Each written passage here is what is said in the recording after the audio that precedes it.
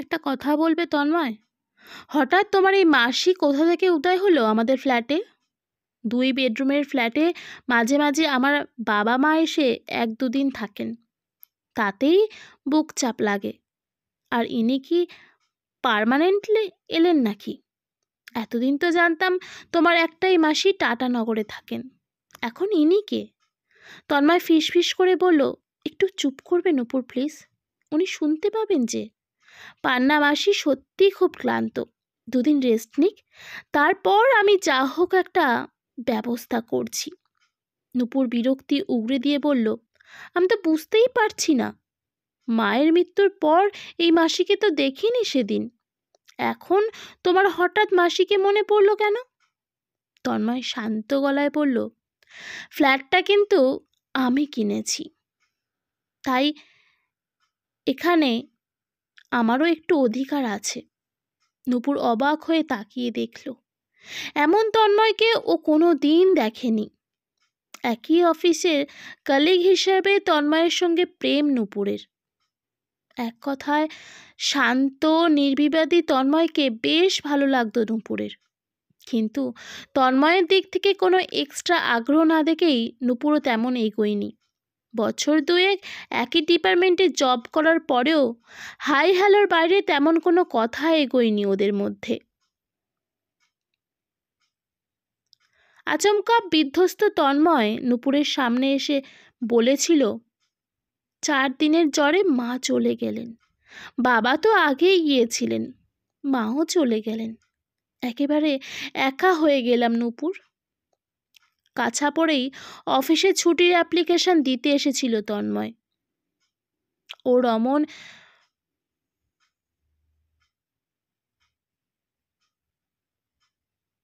বিধ্বস্ত পরিশ্রান্ত মুখটা দেখে কে জানে কেন বুকটা কেঁপে উঠেছিল। নূপুর নরম গলায় বলেছিল, আর কেউ নেই বাড়িতে? কোনো রিলেটিভও নেই? তন্ময় করুণ ভঙ্গিমায় বলেছিল, আমি একমাত্র সন্তান, এক পিসি আছেন অসুস্থ, মাসি টাটানগরে থাকেন, খবর পেয়েছেন, আসবেন বোধহয়। মাকে ঘিরেই ছিল আমার ছোট্ট পৃথিবীটা, সেটা এমন আচমকা ঝড়ে এলোমেলো হয়ে গেল। নূপুরকে কিচ্ছু সাহায্য করতে বলেনি তন্ময়, তবুও নূপুর যেচে গিয়েই হাল ধরেছিল তন্ময়ের এলোমেলো সংসারের। নিজের বাড়িতে বলেছিল, হঠাৎই এক কলিগের মা মারা গেছেন, তাই সকালে রোজ যেতে হবে ওদের বাড়ি, একটু গুছিয়ে দিতে। মা একটু সন্দেহের চোখে তাকিয়ে বলেছিল, কলিগ, কি নাম? একটু থমকে নূপুর বলেছিল, তনিমা। তন্ময়কে তনিমা করে দিতেই আর নিষেধের বেড়াজালে পড়তে হয়নি নূপুরকে। তাছাড়া নূপুরই ছিল ওদের সংসারের সব থেকে রোজগারে পার্সন। বাবার পেনশনের টাকায় যখন খুঁড়িয়ে চলছিল সংসার, তখন নূপুর চাকরিটা পেয়ে গিয়েছিল, তাই ভাইয়ের ইঞ্জিনিয়ারিং পড়ার সব দায়িত্ব ওই নিতে পেরেছিল। নূপুর জানে, আর 2 বছর কষ্ট করলেই হয়তো ভাই চাকরি পেয়ে যাবে, তখন ওদের বাড়ির ধূসর সিলিংয়ে আবার ডিস্টেম্পার হবে। একটু বয়স হলেই যেখানে মধ্যবিত্ত ঘরের মেয়ের বিয়ের জন্য অস্থির হয়ে যায়, সেখানে নূপুরের বাবা মা ওর বিয়ের কথা অবধি তোলে না। নূপুরদের সংসারটা বোঝে, মেয়েটা না থাকলে ভেসে যাবে ওদের 4টে খুঁটির ওপরে সোজা হয়ে দাঁড়ানো সংসারটা। তাই ওর সব বান্ধবীদের বিয়ে হয়ে গেলেও 30 বছরে দাঁড়িয়ে নূপুর এখনো অবিবাহিতা, সেই জন্যই হয়তো ওদের সংসারে নূপুরের কথার একটা গুরুত্ব আছে। তনিমার জায়গায় তন্ময় বললে মা হয়তো একটু ঠুনকো আপত্তি করত, কিন্তু নূপুর দৃঢ় হয়ে দাঁড়ালে খড়কুটোর মতোই ভেসে যেত মায়ের নিষেধটুকু। তবুও অকারণে অশান্তির সম্মুখীন হতে চায়নি ওর নির্বিবাদী মন। রোজ সকালে তন্ময়ের বাড়িতে গিয়ে পৌঁছচ্ছিল নূপুর, পিতলের হাঁড়িতে ওর হব্বিসির সব ব্যবস্থা করে দিয়ে অফিস যেত। তন্ময় তখন সদ্য কিনেছিল এই ফ্ল্যাটটা, অগোছালো 2টো ঘর, এখানে জামা কাপড়, অন্যত্র ম্যাগাজিন, খবরের কাগজের স্তূপ। সেসব পরিষ্কার করে বাসযোগ্য করে তুলেছিল নূপুর। তারপর নিজের টাকায় ফ্ল্যাটের পর্দা থেকে বেডসাইড লাইট অবধি কিনে সাজিয়েছিল তন্ময়ের ফ্ল্যাটটাকে। মায়ের কাজ সুস্থভাবে মেটার পর নূপুর ভেবেছিল তন্ময় হয়তো নিজেই প্রপোজ করবে ওকে, কিন্তু কৃতজ্ঞতা ভারে নুজ্জ তন্ময়। নূপুরের সামনে মাথা ঝুঁকিয়ে নিজেকে ঋণী স্বীকার করা ছাড়া আর এক ধাপও এগোয়নি। নূপুরও তীব্র অভিমানে চুপ করেই ছিল। খুব ইচ্ছে করত একদিন আবার হাজির হতে তন্ময়ের ফ্ল্যাটে। নিশ্চয়ই আবার এলোমেলো করে রেখেছে ঘর, ডাইনিং, ড্রয়িং রুমের কুশনগুলো। নিজের হাতে গুছিয়ে দিতে বড্ড স্বাদ জাগত, কিন্তু সেই অদম্য ইচ্ছেটাকে জোর করেই চেপে রেখেছিল নূপুর। নিজেকে এভাবে তন্ময়ের চোখে ছোট হতে দিতে পারে না বারবার। তাই তন্ময়কে ভালো লাগা সত্ত্বেও গুটিয়ে নিয়েছিল নিজেকে। তন্ময়ের ফ্ল্যাট সাজাতে সাজাতে অদ্ভুত একটা অনুভূতি হয়েছিল নূপুরের। মনে হয়েছিল এ যেন ওর একলার সংসার। রান্নাঘরের গ্যাসের নবটাও যেন ওর হাতের ছোঁয়ার অপেক্ষায় আছে। এমনই অদ্ভুত অনুভূতিতে ভেসেছিল ও তখন। তারপর তন্ময় যেদিন বলেছিল, নূপুর এই কদিন বড্ড সাহায্য করলে তুমি, কলিগের জন্য এমন কেউ করে না, আমি কৃতজ্ঞ তোমার কাছে। তবে তোমাকে আর কষ্ট করে আসতে হবে না রোজ এই ফ্ল্যাটে, এবারে আমি সামলে নেব যা হোক করে। মায়ের আকস্মিক মৃত্যুর পর দিশাহীন হয়ে গিয়েছিলাম, ভাগ্যিস তুমি ছিলে নূপুর, আমি তোমার কাছে চিরঋণী হয়ে রইলাম। কৃতজ্ঞতার বোঝা বইতে চাইনি। নূপুরের স্বপ্ন দেখা মন বরং আঁকড়ে ধরে চেয়েছিল উদ্ভ্রান্ত তন্ময়কে। বোঝেনি তন্ময় নূপুরের টুকরো টুকরো কথার মানে। নূপুর বলেছিল, পারবে একা একা, বলো তো অন্য কোনো ব্যবস্থা করি।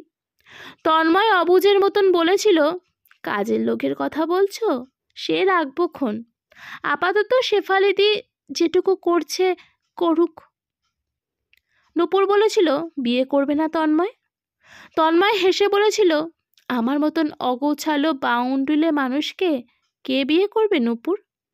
নূপুর আর কথা বাড়ায়নি।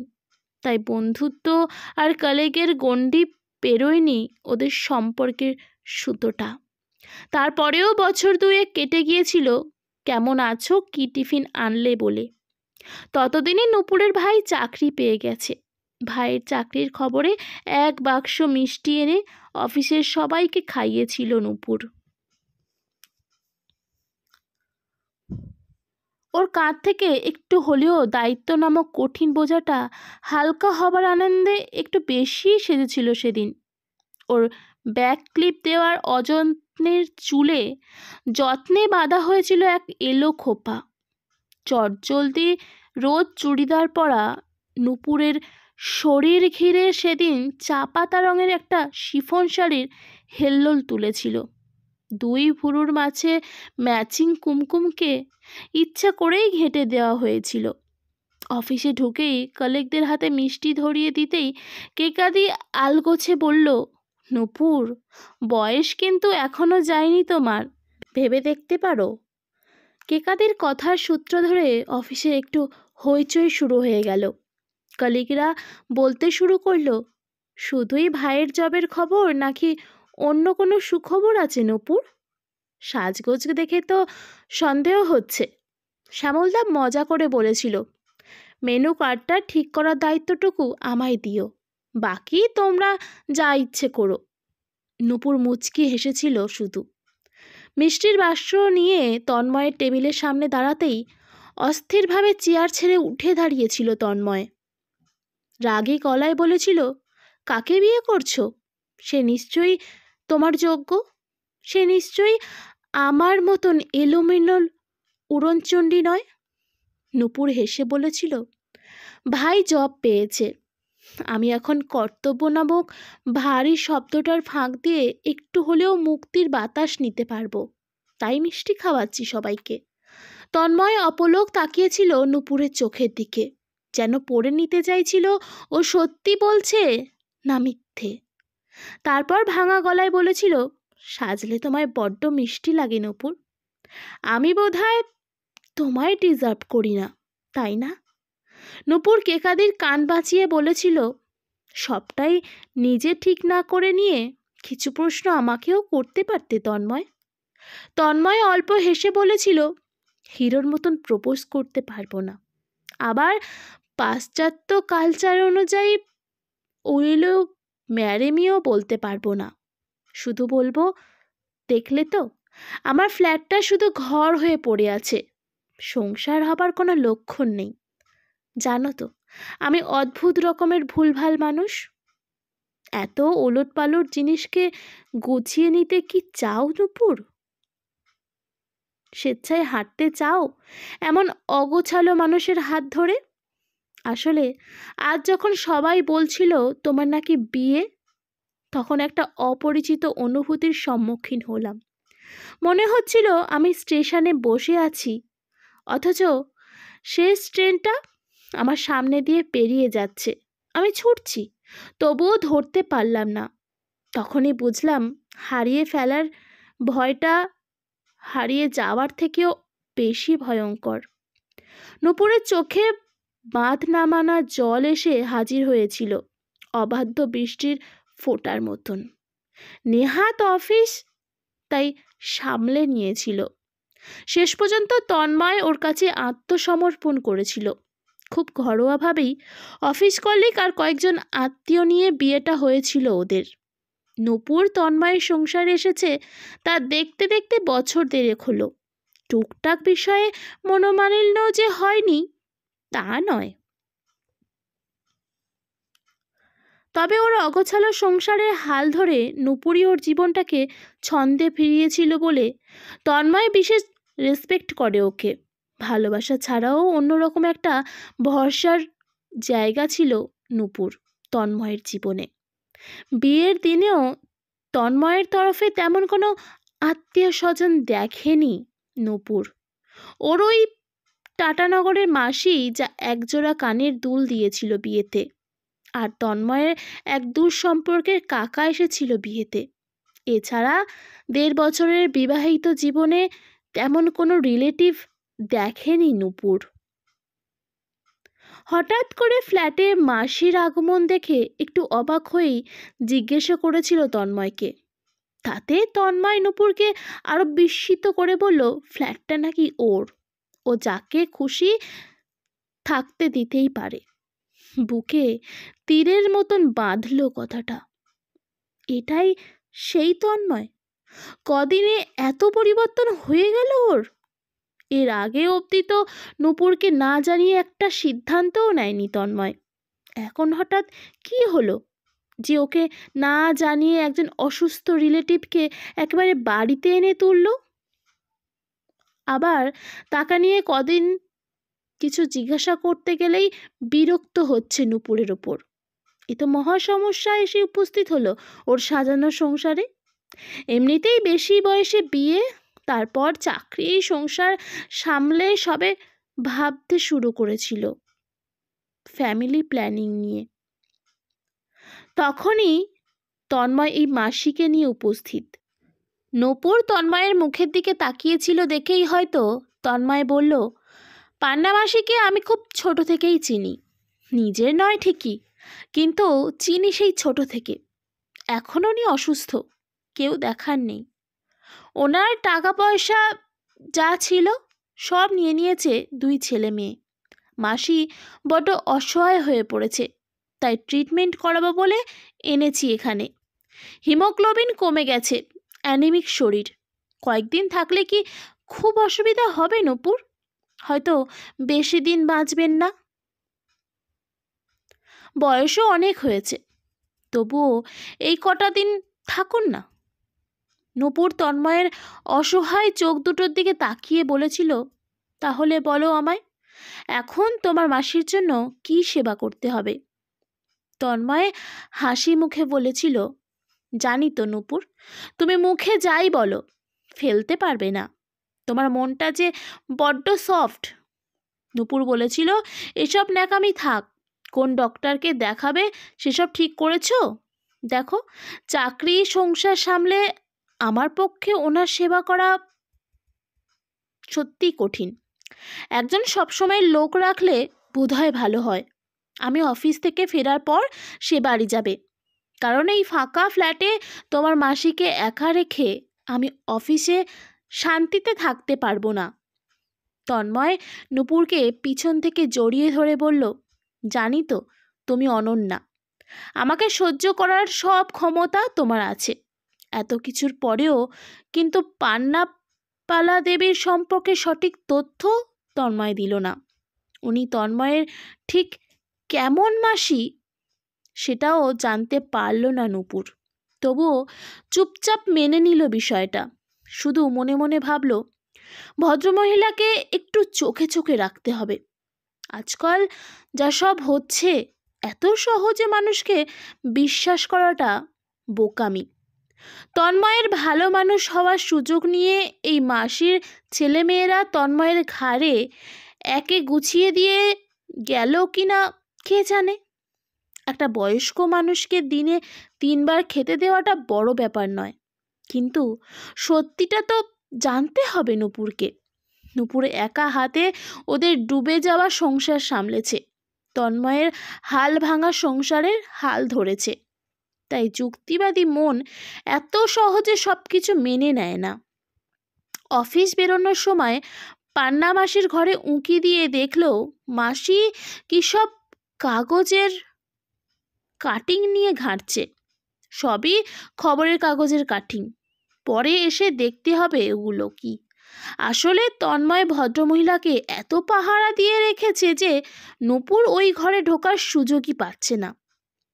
তন্ময় অবশ্য বলল, পরশুদিন মাসিকে নিয়ে একটা নিউরোলজিস্টকে দেখাতে যাবে, তখনই মাসির জিনিসপত্র দেখতে হবে একটু। যদিও এসব নূপুরের স্বভাব বিরুদ্ধ ব্যাপার, তবুও কেন যে এই বিষয়টাকে সম্পূর্ণ বিশ্বাস করতে পারছে না ও, সেটা নিজেও জানে না। সন্ধেবেলা অফিস থেকে বাপের বাড়ি হয়ে ফ্ল্যাটে ফিরে দেখল তন্ময় একটা মধ্যবয়স্ক মহিলাকে বুঝিয়ে দিচ্ছে মাসির জন্য কি কি করতে হবে। অবাক লাগলো নূপুরের চেনা মানুষের অচেনা রূপ দেখে। বিয়ের পর থেকে কোনো দিন সংসারের কোনো দিকে তাকাতে দেখিনি তন্ময়কে। সে এখন মাসির জন্য এত উদ্বেগ নিচ্ছে দেখেই আশ্চর্য লাগলো। নূপুরের মুখের দিকে তাকিয়ে বলল, উনি দেখবেন মাসিকে, কথা ফাইনাল হয়ে গিয়েছে, মাইনেও ঠিক করে ফেলেছি। যাক, নূপুরকে ছাড়া সবই ঠিক করতে শিখে গেছে তন্ময়, এটাই তো শান্তি নূপুরের। পান্না মাসি ঘর থেকে তেমন বেরোন না। নূপুরের তো মনে হয় মহিলা ইচ্ছাকৃতভাবে অসুস্থ হয়ে আছেন। ফাঁকা ব্যালকনিতে এসে দাঁড়াতেও যেন ইচ্ছে করে না ওর। ঘরে বসেই খাওয়া দাওয়া সেরে নেন। আয়া স্নান করিয়ে কাপড় পরিয়ে দিলেই একটা লোহার ট্রাঙ্ক খুলে কী সব ঘাঁটেন। অদ্ভুত টাইপের মহিলা যেন। নূপুরের সাথে কথা খুবই কম হয়েছে এখনো পর্যন্ত, তবে মহিলা আর তন্ময় যে কিছু একটা গোপন করতে চাইছে ওর কাছ থেকে, সেটা বেশ ভালোই বুঝতে পারছে নূপুর।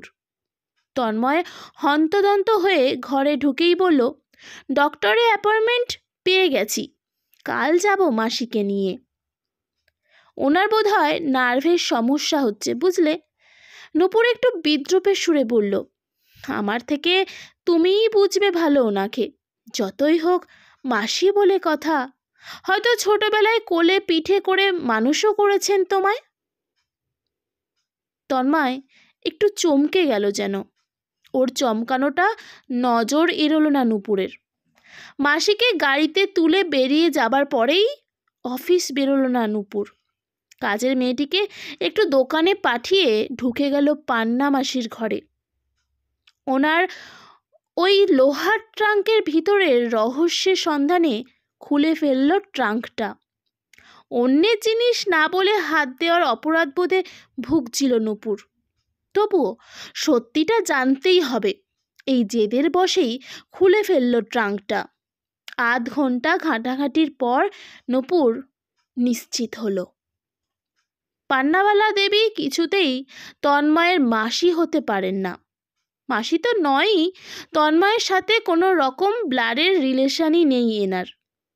নূপুর শুধু এইটুকুই বুঝতে পারছিল না, তন্ময় ইনি কেউ নন। তাতেও কেন তন্ময় এনাকে বাড়িতে নিয়ে এলো? বাড়িতে ঢুকেই তন্ময় বলল, ডক্টর 2টো ওষুধ দিয়েছেন, বললেন বয়সজনিত রোগ, ঠিক হবে না, তবে একটু আরাম পাবেন মাত্র। মাসির হার্ট খুব দুর্বল, যে কোনো মুহূর্তে অ্যাটাক হতেই পারে, ইসিজি রিপোর্ট তাই বলছে। নূপুর একটা কথাও না বলে তন্ময়ের হাত থেকে ওষুধ 2টো নিল। পান্নাবালা দেবীকে ধরে ধরে নিয়ে গেল নিজের ঘরে। পরের দিন নূপুর ঘরের টুকিটাকি কাজ সারছিল দেখে তন্ময় বলল, অফিস যাবে না? এখনো রেডি হওনি যে? নূপুর খুব স্বাভাবিক গলায় বলল, আমার অন্য কাজ আছে, ছুটি নিয়েছি আমি। তন্ময় বেশ বুঝতে পারছিল নূপুর কিছু সন্দেহ করেছে। ও যে গব্বন করেছে সেটা বুঝতে পেরেছে হয়তো। মাসিকে কি বৃদ্ধাশ্রমে পাঠাবার কথা ভাবছে নূপুর? বৃদ্ধাশ্রমের খোঁজ খবর নিচ্ছিল পরিচিত 2জন অফিস কলিগের কাছ থেকে। অফিসেই কথাটা কানে এসেছে তন্ময়ের। নূপুরকে এতদিন অন্যরকম শ্রদ্ধার চোখে দেখত তন্ময়, এখন বুঝতে পারছে ও সেই টিপিক্যাল ওয়াইফ যারা নিজের সাজানো বাগানে একটা ঘাসের চারা দেখলে নিষ্ঠুর হাতে সেই চারাটিকে উৎখাত করতে ব্যস্ত হয়ে পড়ে। মনটা বেশ ভারাক্রান্ত হয়ে গেল তন্ময়ের। ডক্টর বলেই দিয়েছেন মাসি বেশি দিন বাঁচবেন না, হয়তো দিন 3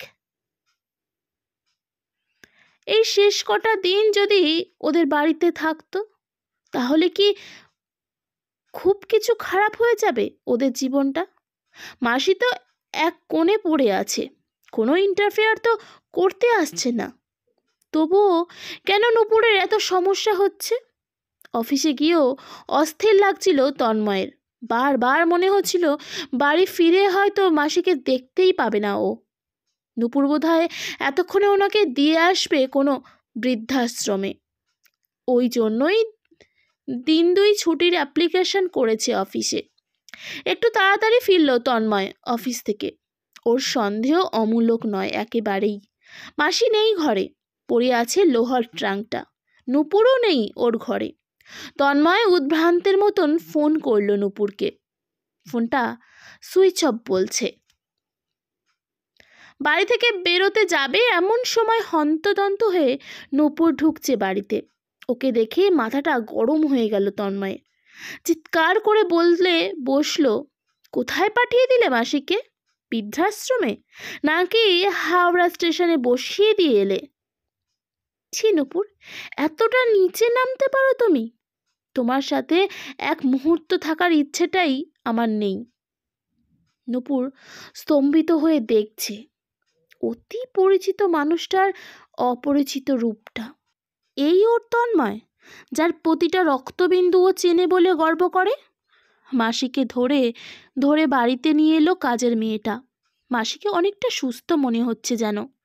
পাতলা গোলাপি ঠোঁটে হাসির ছোঁয়া, ঘোলাটে চোখে আনন্দের ঝিলিক। আলতো গলায় বলল, তন্ময়, তোর বউটা বড্ড ভালো রে। তন্ময় কিছুই বুঝতে পারেনি। নূপুর রাতে ড্রয়িংয়ে শুয়ে পড়েছে। এই ফ্ল্যাটে আসার পর এই প্রথম ও তন্ময়ের থেকে দূরে থাকলো। সকাল 10টায় তন্ময় অফিস বেরোনোর আগেই দেখল প্রেসের গাড়ি এসে থামলো ওদের বাড়ির সামনে। 2জন রিপোর্টার এসে জিজ্ঞাসা করলো, আপনার বাড়িতেই তো আর্টিস্ট পান্না দেবী আছে, তাই না? তন্ময় একটু অবাক হয়েই বলল, আপনারা কিভাবে? নূপুর গাঙ্গুলি আমাদের এই বাড়ির অ্যাড্রেস দিয়েছিলেন। ওদের গলা পেয়েই বোধ হয় নূপুর ভিতর থেকে বেরিয়ে এসে বলল, হ্যাঁ আসুন, উনি এখানেই আছেন।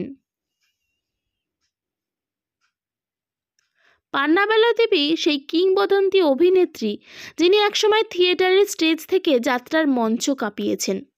তারপর রূপালী পর্দায় যাকে দেখা গেছে একাধিকবার, তিনি কেন হঠাৎ নিজেকে লুকিয়ে ফেলেছিলেন লাইট ক্যামেরা অ্যাকশনের থেকে?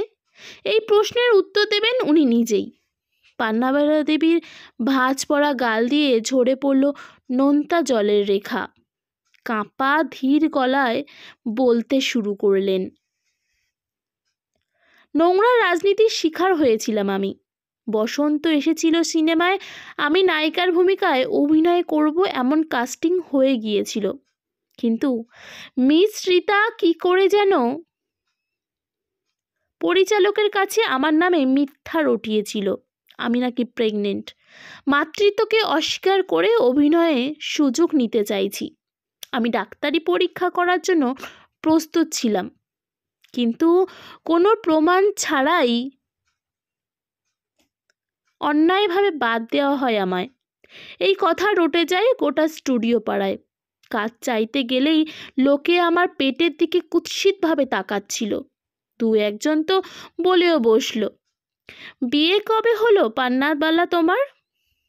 গর্ভবতী হলে কি করে? অসহ্য অপমানে নিজেকে সরিয়ে নিয়েছিলাম ওই লাইন থেকে। বিয়ে না করেই দুটো অনাথ বাচ্চাকে পালন করেছিলাম আমি। সেটা নিয়েও ইন্ডাস্ট্রিতে দুর্নাম রটেছিল আমার নামে।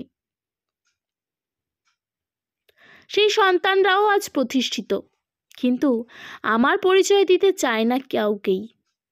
পথে পথে ভিক্ষে করছিলাম, হঠাৎ এই ছেলেটি আমায় দেখে কি করে যেন চিনে ফেলল। আপনি যাত্রার পান্নাবালা দেবী নন? চমকে উঠেছিলাম আমি। আজকাল তো কেউ নাম বললেও চেনে না, তুমি কি করে চিনলে? তন্ময় উত্তর দিয়েছিল, তখন আমি ক্লাস 6-এ পড়ি। জীবনে প্রথম যাত্রা দেখতে যাব ভেবেছিলাম মামার বাড়িতে গিয়ে, কিন্তু একটা পয়সাও নেই টিকিট কাটার মতন। ভেবেছিলাম পাঁচিলে বসেই দেখব যাত্রা। সেই মতো পাঁচিলে পা ঝুলিয়ে বসেছিলাম। এমন সময় মাইকে আপনি বললেন, পাঁচিলের বাঁ কোণে পা ঝুলিয়ে বসে থাকা ছেলেটি আমার সামনে স্টেজে এসো। আমি ভয়ে কাঁপতে কাঁপতে গেটকিপারের হাত ধরে পৌঁছালাম আপনার সামনে। আপনি বললেন, আমি গ্রিন রুম থেকে বেরোনোর সময় তোমায় দেখেছি, পড়ে গেলে হাত পা যে ভাঙবে বাপ, যাও সামনের বসে দেখো আমার যাত্রা। আপনার মুখের দিকে তাকিয়ে মেকআপের আড়ালে যেন নিজের মায়ের মমতাময়ী রূপ দেখেছিলাম, তাই ভুলিনি আপনাকে। যাত্রা শেষে আমায় ডেকে হাতে 10 টাকার একটা নোট দিয়ে বলেছিলেন চানাচুর খাবে। তারপরে আমার সব যাত্রা সিনেমায় দেখেছে ওই ছেলে। মনে মনে নাকি বলতো, এটা তো মাসির যাত্রা, দেখতেই হবে। মাধ্যমিকের পরীক্ষার কিছুদিন আগে আমার বাড়িতে হাজির হয়েছিল তন্ময়। আমি প্রথমে চিনতে পারিনি। বলেছিল দুটো বই কিনবো, টাকা দেবে মাসি। চিনেছিলাম ওকে, টাকাও দিয়েছিলাম বিনা বাক্যে। তারপর যোগাযোগ হয়নি বহু বছর। সেই প্রাপ্তি ভুলতে পারিনি বলেই তন্ময় আবার ওর বাড়িতে নিয়ে এসে তুলল। রিপোর্টার বলল, আপনি তো কাল স্টুডিওতে গিয়েছিলেন শুনলাম, কেন যদি একটু বলেন? পান্নাবালা দেবী একটু দম নিয়ে বললেন, এই যে আমার বৌমা যোগাযোগ করেছে, আমায় নিয়ে ডকুমেন্টারি ফিল্ম বানাবে এক পরিচালক, তাই কথা বলতে গিয়েছিলাম। তখনকার দৈনিক পত্রিকায় বেরোনো পান্নাবালা দেবীর বড় বড় পোস্টারের দিকে তাকিয়ে রিপোর্টার বললেন, অভিনয় করার ইচ্ছা আছে আর? নূপুর উত্তর দিল, নিশ্চয়ই অভিনয় করবেন। পান্নাবালা দেবীর বৃদ্ধ বয়সের রোলটা মাসিমণি নিজেই করবেন, কথা দিয়েছেন আমায়। আবার দৈনিক কাগজে ছবি বেরোবে ওনার। এই ছবিগুলো রোজ দেখেই স্মৃতি আগলে বেঁচেছিলেন উনি। আমি চাই এমন একজন প্রতিভাময়ী অভিনেত্রীর জীবন সম্পর্কে এখনকার প্রজন্ম জানুক, চিনুক ওনাকে। পান্নাবালা দেবী নূপুরের থুতনিতে হাত ছুঁয়ে আশীর্বাদ করে বললেন, আমার মা। তন্ময় বেশ বুঝতে পারছে মাসির ট্রাঙ্ক ঘেঁটে এই নূপুর আবিষ্কার করেছে সত্যিটা, এবং ওর পরিচিত বান্ধবীর মাধ্যমেই যোগাযোগ করেছে পরিচালক বা প্রেসের সাথে। এখন তো প্রায় দিন বিভিন্ন চ্যানেল থেকে বাইট নিতে আসছে পান্নাবালা দেবীর। মাসি হয়তো এটাই চেয়েছিল। ক্যামেরার ওই আলোটা চোখে পড়তেই বেশ চাঙ্গা হয়ে উঠেছে মাসি, কিন্তু নূপুর আর তন্ময়ের মাঝে গড়ে উঠেছে একটা শীতলতার প্রাচীর। নূপুরের মারাত্মক অভিমানের দেওয়ালে কিছুতেই ধাক্কা দিতে পারেনিও, তাই সেটা ভাঙতেও পারেনি। নিত্যদিনের কথাবার্তা হলেও আর সেভাবে তন্ময়কে জড়িয়ে ধরেনি নূপুর। সেদিন সন্ধ্যাবেলা তন্ময় ফিরতেই মাসি বলল, বুঝলি, তোর বুদ্ধিটা এখনো সেই পাঁচিলে বসে থাকা ছেলেটার মধ্যেই আছে রে। বৌমা যে গর্ভবতী হয়েছে তুই জানিস? গতকাল ডাক্তারের রিপোর্ট এনে আমায় বলল, আমার শাশুড়ি নেই, তাই নাতি নাতনিকে যে হোক তাকে মানুষ করে তবেই আপনার ছুটি হবে। তাড়াতাড়ি সুস্থ হয়ে উঠুন। আমার সন্তান যেন গর্ব করে বলতে পারে তার ঠাকুমা প্রতিভাময়ী অভিনেত্রী পান্নাবালা দেবী। তন্ময় ভ্যাবাচেকা খেয়ে বলল, আমায় তো কিছু বলল না। পান্নাবালা ফিসফিস করে বলল, আমার রূপের লাগি সিনেমার একটা সিন করতে পারবি বাড়িতে? তন্ময় বলল, কি করতে হবে বলো। নূপুর অফিস থেকে ঘরে ঢুকে দেখলো ঘর অন্ধকার, অথচ তন্ময় আগেই বেরিয়ে এসেছিল অফিস থেকে। সেটাও খেয়াল করেছিল। ইদানিং ওরা আর একসাথে অফিস যাচ্ছে না। নূপুর ইচ্ছা করেই যাচ্ছিল না তন্ময়ের সাথে। যে মানুষটা ওকে ভরসা করে না তার সাথে আর নাই বা হাঁটলো পথ। অন্ধকার ঘরে হাতড়ে হাতড়ে লাইট জ্বালাতে গিয়ে দেখলো একটা একটা করে বাতি জ্বালাচ্ছে কেউ। খাটের উপরে গোলাপের পাপড়ি ছড়ানো, মাঝে একটা পিঙ্ক কালারের টেডির বুকে লেখা আছে, মা আমি আসছি। বাতিগুলো জ্বালাচ্ছে তন্ময়। ওর প্রিয় জুঁয়ের মালা ঝুলছে দেওয়ালে। কিছু বোঝার আগেই কেউ বাইরে থেকে দরজাটা বন্ধ করে দিতে দিতে বলল, নে এবারে সারা রাত ঝগড়া কর। তন্ময়ের বুকে মুখ লুকিয়ে অঝরে কেঁদে ফেলল নূপুর। তন্ময় কানে মুখ দিয়ে বলল, আমার মতন এলোমেলো স্বামীকে না হয় তুমি মেনে নিয়েছ, এমন উড়নচণ্ডী বাবাকে কি মেনে নেবে সে? নূপুর কাঁদতে কাঁদতেই বলল, তোমার মতন বড় মন যেন সে পায়, কৃতজ্ঞতা শব্দের অর্থ যেন সে বোঝে, শুধু এইটুকুই চাইব। তন্ময় বলল, তোমার কাছে মাসির আসল পরিচয় লুকিয়ে আমি অন্যায় করেছিলাম, আসলে ভয়ে বলিনি, ক্ষমা করো আমায়। নূপুর হাসতে হাসতে বলল, আজকের এই রোমান্টিক প্ল্যান যে তোমার নয় সে আমি 100% জানি। এ প্ল্যান কার? তন্ময় হাসতে হাসতে বলল, তুমি আমায় বড্ড চেনো নূপুর। এ প্ল্যান তোমার নয়, সেলিব্রিটি মাসির। নূপুর বলল, জানো মাসিমণি কিভাবে যেন আমাদের পরিবারের একটা অঙ্গ হয়ে গিয়েছেন। প্রথম যেদিন জানলাম ওনার সাথে কেমন অন্যায় হয়েছে সেদিনই ভেবেছিলাম ফিরিয়ে দিতে না পারি প্রতিবাদটুকু করব। আগামীকাল থেকেই ওই ডকুমেন্টারি ফিল্ম শুরু হবে। দুটো বড় খবর এলো আমাদের সংসারে। টেডিটাকে বুকে জড়িয়ে ধরে নূপুর বলল, তোর প্রতীক্ষায় দিন গুনছি।